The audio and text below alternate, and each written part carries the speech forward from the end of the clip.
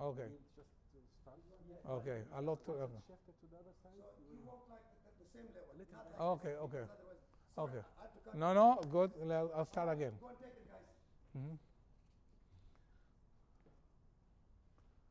Are you ready?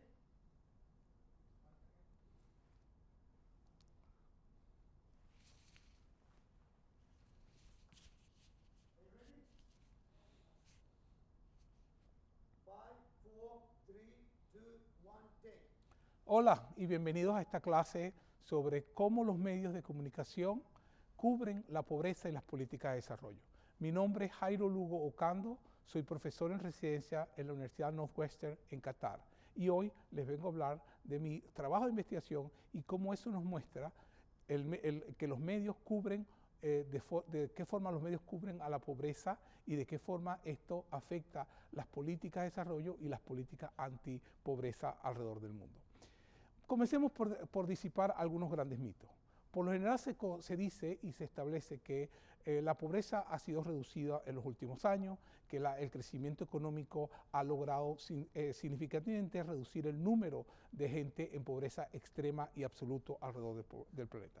Esto es cierto, pero es una verdad a media. La reducción de pobreza ha sucedido particularmente en ciertas partes del mundo, como China, en lugares de la India y en otras partes en el Asia.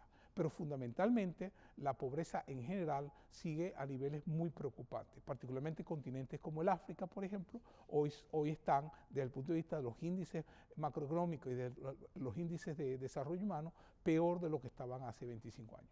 El otro gran problema, que es la otra gran situación que nos tenemos que enfrentar, es el crecimiento de la desigualdad. Es decir, hoy somos mucho más desiguales de lo que nunca fuimos en la historia de la humanidad, donde tenemos un pequeño grupo de gente que acumula unas grandes cantidades de fortuna, pero unas grandes masas de personas que viven enteramente desposeídas. Entonces la pregunta viene es, ¿cómo es posible que esta paradoja sea tan mal representada en los grandes medios de comunicación? ¿Cómo es posible que sin duda alguna es una de las grandes historias noticiosas, una de las grandes agencias noticiosas, cómo es posible que pase prácticamente por debajo del radar en la agenda noticiosa mundial? Bueno, uno de los elementos que tenemos que ver es empezar a estudiar cómo están estructurados los medios, cómo funcionan los medios, cómo se financian los medios. Porque esto nos ayuda a explicar el por qué la agenda noticiosa con relación a la pobreza y a las políticas de desarrollo se estructura en la forma que se estructura. Comencemos por decir que los medios de comunicación en general, particularmente aquellos basados en los países de desarrollo, las grandes cadenas noticiosas como la BBC, como el CNN, tienen una lógica comercial. Incluso la BBC, que es una radio y televisión de servicio público, tiene unos deberes de lograr grandes audiencias. Esto significa que el tipo de historias que ellos tienen que cubrir son historias que generan la atención de la gente y sobre todo en el caso de las televisoras y de los medios privados, que generan la atención de la gente que puede comprar los productos que se anuncian a la televisión. Es decir, la base comercial que tiene la mayoría de los medios de comunicación en el mundo tiende a privilegiar una agenda noticiosa que obvia la pobreza o que la trata de una forma determinada. Por ejemplo, una de las cosas que hemos encontrado en la investigación que hemos desarrollado alrededor del mundo es que, por ejemplo, los medios de comunicación tratan a la pobreza de una forma mucho más superficial de lo que debería ser. Es decir, se concentran en la manifestación de la pobreza y no en las razones estructurales que causan la pobreza. De allí que veamos medios de comunicación noticiosos, como por ejemplo la CNN, donde se cubre, por ejemplo, una famina, una hambruna en Asia o en África o en América Latina, grandes desastres naturales, y se muestra simplemente la manifestación, es decir, la cara del niño pobre lleno de mosca, la cara de la mujer desposeída, pero no se investiga realmente qué es lo que lleva a esta persona allí. Tomemos el caso de cómo ellos, por ejemplo, tratan a esta gente que vive en pobreza. Primero se habla en el lenguaje, que es muy determinante, cómo los medios estructuran un lenguaje que trata la pobreza, cómo se habla, por ejemplo, de los pobres. los pobres esto, los pobres aquello, cuando en realidad ser pobre no es una condición, nadie es pobre, se vive en pobreza, se atraviesa un estado de pobreza, pero la pobreza como tal es un estado, que debería ser un estado circunstancial, pero que se convierte a veces en estructural por las condiciones de determinadas sociedades, pero sin embargo la gente no es pobre, es decir, esa no es su identidad, eso no es quienes son. Y sin embargo vemos cómo los medios de comunicación globales persisten constante y sistemáticamente en este lenguaje que es un lenguaje perverso, que perpetúa ciertos estereotipos. Esto tiene consecuencias en sí para las políticas públicas y la forma en que las políticas públicas se estructuran y se influencian tanto por los líderes políticos que repiten este tipo de discursos como por la gente, la opinión pública que tienen poder de voto o de decisión o influencia en esas decisiones. Allí vemos, por ejemplo, que en el caso de los pobres, así como se tratan, se les estigmatiza, se les dicen primero ellos son causantes de su propia pobreza, es decir, se les tratan como, se convierte a la víctima en quien perpetra su propia causa, es decir, se trata a la persona que vive en pobreza como un ser que llegó allí por su propia incapacidad, por su propia inhabilidad de actuar, por su propia pasividad, en vez de ver, por ejemplo, que hay causas que llevan a esas personas a perpetuarse en ese sentido. Y vamos a dar una cantidad de ejemplos que siguen, que las van a encontrar en la presentación que viene con este video. Hay una presentación que acompaña donde vemos esto. Pero vamos a ver algunos casos específicos de los que estoy hablando para poner un ejemplo que ilustra el punto que estoy haciendo. Digamos, por ejemplo, en el caso de las mujeres. Por lo general, una de las cosas que siempre vemos en la cobertura de los medios mundiales sobre las mujeres es que se habla de empoderamiento de la mujer. Que las mujeres son pobres en lugares como la India, para dar un ejemplo, porque necesitan ser empoderadas. Y se habla todo este discurso de empoderamiento. ¿Y cuál es la solución de ese discurso de empoderamiento? Bueno, proveer a la mujer con la capacidad de insertarse en el sistema económico y de producir. De allí que se concluya que si las mujeres logran insertarse al trabajo económico, pues el problema de la pobreza se soluciona para ellas. Esto no es cierto, para nada. Lo que sabemos, por ejemplo, de los estudios es que lo que sucede en realidad es que cuando la mujer comienza a trabajar, pues el hombre en lugares como la India deja de contribuir al hogar, y segundo, la mujer que comienza a trabajar termina haciendo doble trabajo porque trabaja en este trabajo en la calle vendiendo o produciendo en una fábrica, pero al mismo tiempo llega a la casa y sigue teniendo que cuidar de los niños, sigue siendo la que lava, la que plancha, la que cocina. ¿Por qué? Porque el problema fundamental no es empoderar a la mujer, es desempoderar al hombre. Y eso comienza, por ejemplo, por desempoderar al hombre en la propiedad. En el caso de India, para volver a citar el mismo ejemplo, que es una cosa que mucha gente no reconoce, el 70% de los granjeros en India son mujeres. Es decir, 7 de cada 10 personas que cultiva comida en la India, que cultiva productos, que crece productos vegetales, frutas, etcétera, son mujeres. Y sin embargo poseen menos del 2% de las tierras en la India. Es decir, hay una disparidad enorme entre lo que las mujeres contribuyen al trabajo y lo que ellas tienen acceso. Esa realmente es la causa fundamental, por ejemplo, de la violencia doméstica. La mujer no puede escapar de una situación donde no tiene nada, no tiene propiedad, donde no puede ir, no tiene ningún sitio donde ir y está allí amarrada con un esposo abusivo, con un marido abusivo y con los hijos que no los puede desamparar. ¿Cuál sería la solución? Bueno, la solución lógica es reformar los sistemas de propiedad para que la mujer tenga acceso también a la propiedad.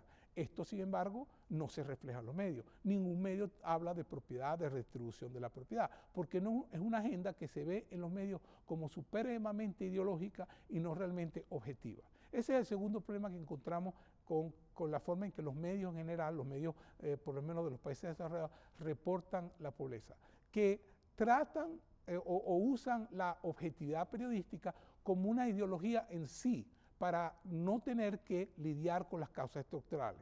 Hay causas estructurales a la pobreza. Una de las causas estructurales, por ejemplo, son los sistemas de propiedad. La gente que hoy es rica en una gran cantidad, gente rica que hereda esa riqueza. Muchos hablan, por ejemplo, del actual presidente norteamericano, Donald Trump, de ser un hombre exitoso, de que un empresario exitoso. De hecho, un estudio hecho por una cantidad de economistas en Estados Unidos reveló que si el Donald Trump hubiera tomado el dinero que heredó de su padre y lo hubiera puesto en un banco a ganar solo intereses, hoy tendría más dinero que lo que actualmente tiene. Es decir, que más bien lo que ha hecho él es que en términos reales ha reducido la herencia que le dejó su padre en términos reales. Eso sucede, eso sin embargo no se habla. No se habla porque hablar de los sistemas de propiedad, de los controles de herencia, es una agenda que muy pocas veces se trae a la palestra pública y muy pocas veces se cuestiona en el discurso público. Entonces de allí que algunas cosas que tenemos que hacer y que tenemos que hacer para mejorar la cobertura de los periodísticos. Primero que todo, cambiar el lenguaje.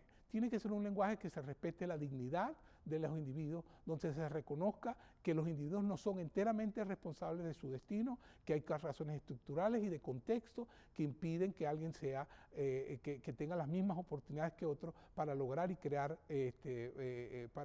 capital, para acumular capital. Segundo, los medios de comunicación en su composición y naturaleza tienen que proveer más diversidad de voces. No es posible, por ejemplo, que en un desastre natural, por ejemplo, como un huracán o un terremoto, y pongamos el caso del terremoto en Haití en 1996-95, en el terremoto de Haití, donde las primeras voces siempre que se escuchen son en la televisión, es por ejemplo el rescatista que viene de Francia, el rescatista que viene de Estados Unidos, que salva muy bien, muy loable, pero resulta que el 60% de los rescates después de una desastre natural lo hacen la gente local. Eso nunca se refleja. Entonces, ese protagonismo, esa diversidad, esa capacidad de presentar otras voces, donde la persona que vive en pobreza, que es la verdadera experta de cómo sobrevivir, que no se presente como un ser que es pasivo, que es un ser que es incapaz, sino por el contrario que se le enseñe como lo que es un ser, una persona, un individuo que ha sido capaz de resistir, de adaptarse y de sobrevivir y muchas veces de superar situaciones de pobreza. Es decir, que tengan una voz activa, una voz que se les muestre como lo que son, con capacidad de organización y con capacidad de actuar, interactuar con su ambiente y contexto y mejorar su propia situación. La tercera es la composición de los medios en sí. Hubo un estudio reciente, por ejemplo, en el Reino Unido, por la Fundación Scope, que mostraba que de 9 de cada 10 periodistas, de los más altos periodistas, de los más influyentes en el Reino Unido, que trabajan en los medios, vienen con un bagaje de escuelas privadas, de universidades élite, y eso sucede también en Estados Unidos. Es decir, esto no descalifica a una persona para hablar de pobreza, pero lo que sí descalifica es que si la persona que habla de pobreza no tiene ninguna experiencia directa de lo que es sobrevivir, etcétera, va a encontrar mucho más difícil encontrar la empatía. Y el lenguaje que usa y las referencias que va a usar son unas referencias que van a estar muy limitadas. De allí que sea muy importante, extremadamente importante, por ejemplo, que los periodistas logren también vincularse con otras fuentes noticiosas y no solamente lo que ellos llaman expertos, que en su mayoría de los casos son personas que han estudiado el tema, que han logrado entender el tema, pero que no necesariamente han vivido el tema. Es decir, que experto no solamente es el profesor universitario con un PhD que sabe el tema o una persona que trabaja con una ONG, sino que también es importantísimo que se entreviste a los protagonistas en sí, que ellos se integran como parte de la agenda noticiosa. Y cuarto, y quizás más importante que todo lo demás, es lograr que la agenda noticiosa alrededor de la pobreza no solamente vea la superficie, es decir, no solamente refleje las consecuencias de pobreza, es decir, que enseñe la pobreza como la manifestación de la pobreza, el niño viviendo en un barrio, en una favela, pasando hambre, la familia. No, que también enseñe y que muestre dentro de la historia, integrada a la historia, las razones estructurales del por qué esa pobreza existe. El periodismo, a la final, es un triángulo, donde al punto del triángulo es el señalamiento del problema, es decir, donde el periodista define el problema, señala cuál es el problema, de allí la siguiente parte de ese triángulo es encontrar las responsables, quiénes son los responsables de ese problema, pero no como para culpar a alguien, sino quién puede hacer algo al respecto en esa historia. Y tercero y último, y también muy importante, que es crear un diálogo donde la sociedad converse y hable sobre las posibles soluciones. ¿Cuáles son las soluciones a esto? Es decir, ¿cómo logramos reducir la pobreza? Bueno, ¿quiénes pueden hacer algo? Pues gobiernos, empresas, personas, individuos, y ¿qué se puede hacer? ¿Cuáles son los posibles escenarios? Por ejemplo, vamos a hacer un sistema de impuestos que realmente permita generar empleo, pero que al mismo tiempo logre crear condiciones para una sociedad más equitativa, más balanceada. Vamos a hablar de qué pasa con los sistemas de herencia, de cómo podemos modificar los sistemas de herencia para que haya una redistribución, quizás por el Estado, quizás por fundaciones privadas. Vamos a hablar de posibles soluciones, vamos a hablar de situaciones que podamos realmente solucionar en eso. Esa cuarta medida, es decir, la capacidad de los medios de cambiar la agenda noticiosa sobre la pobreza para que no solamente refleje la superficie, es decir, las manifestaciones de la pobreza, sino para que también refleje las causas y la estructura y cómo se pueden solucionar, es quizás la medida más importante que se pueden tomar. Esas son unas recomendaciones, pero también un análisis que espero que hayan encontrado útil e interesante, y espero que el resto del curso vaya muy bien. Muchas gracias. O como dicen en Brasil, molto obrigado.